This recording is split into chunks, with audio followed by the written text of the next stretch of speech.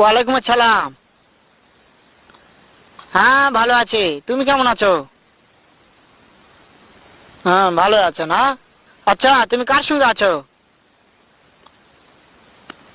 ওই মাদার চোদের সঙ্গে। ওই মাদার চোর তো এতই হারামজাদা। ওই শুয়োরের বাচ্চা, ওই তো লটির বাচ্চা, ওই সাহাচুদির বেটা মাগির লিসা, এতই মাগির লিসা। ওই হারামজাদের আমি সামনে পাইলে একটা এমন একটা চটকানি মারবো, শালা মাদার চোদ। শুনো, তবে কি আছে, ওই মাদার চোদ ওই জায়গায় আছে নাকি? ও আমার কথা সব শুনতিছে।